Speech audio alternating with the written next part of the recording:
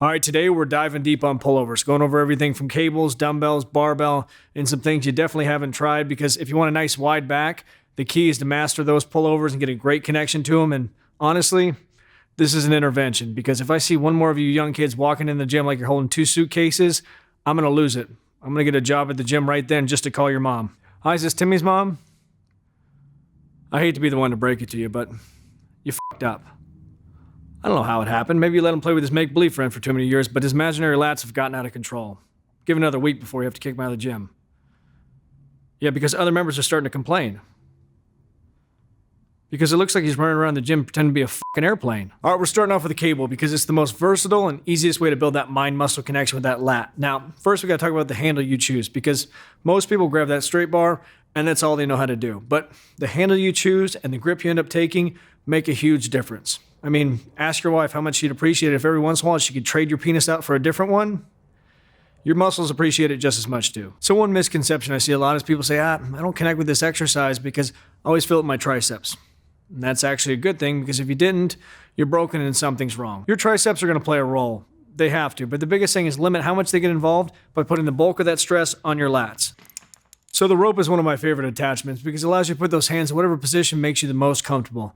And that could mean less stress on those shoulders, but also just a better connection of those lats. Now, it also allows you to be a little bit more dynamic in the movement as well. So you can start out with those hands nice and close at the top, and as you come down, you pull them apart to engage those lats more, or you can start at the top by pulling the rope apart, already engaging those lats, and coming straight down from there.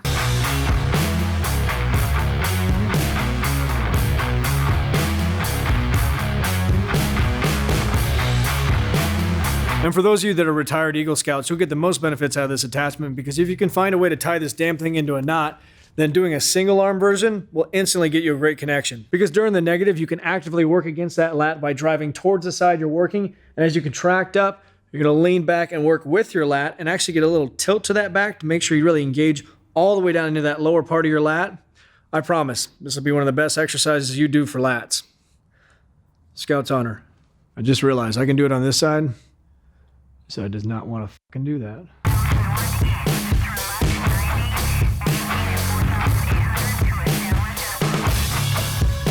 Another one of my favorites is the Easy Bar Curl attachment, because it allows you to do 2 things. First, you can put those hands nice and close, which is going to automatically flare those lats out. Now, you're going to say I can do that with a straight bar, but go ahead and try. Your traps are going to laugh at you, because it might not seem like a big deal, but when those palms are straight down, it's just easier for those traps to jump in and engage. That slight tilt down with those hands is going to drop those shoulders down and make it drive into those lats. And another thing it allows you to do is supinate the shit out of those palms without worrying about any wrist pain whatsoever, because that slight angle the bar has, now you can follow the natural arc of those lats, similar to some of the pull-up variations I've shown before, and just gives you a totally different feel, because it's going to naturally pull the shoulders back, keep those traps out of it, and you're going to really feel like you're pulling around your body.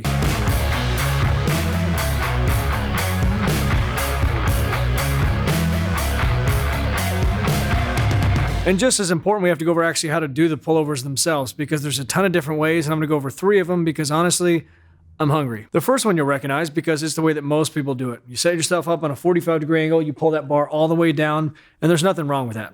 It's a great movement, especially when you pair that with some of the handles we talked about, you'll get even better results. But don't get stuck solely doing those, because there's so many other great ways to do them as well, like standing nice and tall and focusing on the bottom part of the contraction. Now, these are great for somebody that no matter what they do, their traps eventually jump in. If you start with a couple sets of these where you're just sitting there, shorter range of motion, really just flexing those lats, driving a bunch of blood, getting a great connection to them, and then go into the fulls, you'll find you'll get a better result. And the last one's for a select few. For instance, if you ever go out and get a little tipsy, you hear the music going, you're like, I'm dancing tonight, and the only moves you have is a dad with a video game controller, this one's not for you. Because you're gonna need a little coordination for this one, because we're working against those lats the entire time. So during the negative, you're gonna lean forward as much as you can to really force that stretch. During the contraction, you're gonna lean back and feel like you're pulling that bar towards your body.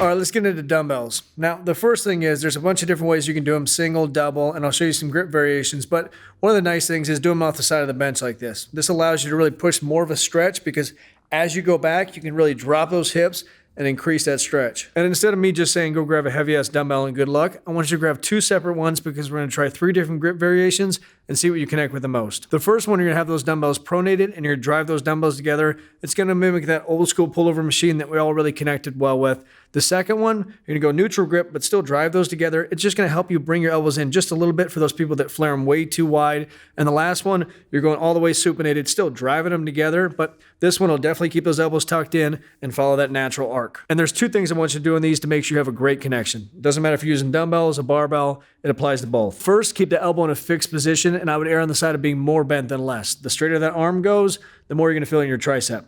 The second, partial reps are your friend on these. You don't want to just come all the way up, because if you do, it's going to pull in those tricep, chest, everything you can think of you don't want in this will jump in. So make sure it's a partial rep, a quarter rep. You're really just coming up high enough to engage that lat and then back into a stretch. If I've learned anything from watching the show Intervention, you got to trick people. I'm going to title this thing the Lat Training Masterclass. And then they'll show up and they're fucked.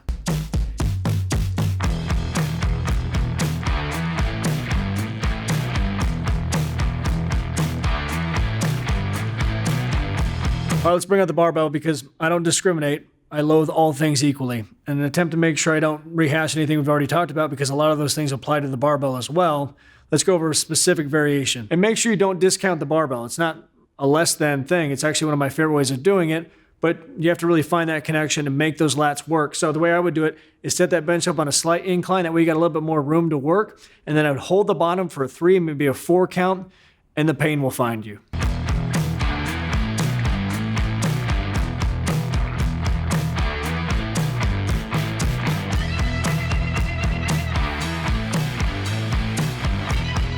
That was a pretty rough intervention. I feel like I should offer you a cigarette or something. What do they say on that show?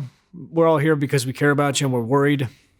It's not me. I just don't want to have to call your mom and tell her that she did a shitty job. So if you haven't got a chance to check out the program, it's 30 days, 20 videos, $20, and it'll kick your ass. But most importantly, make sure you watch these 2 videos next if you haven't, and like, subscribe, hit that notification bell, and get after it, get growing. Talk to you soon.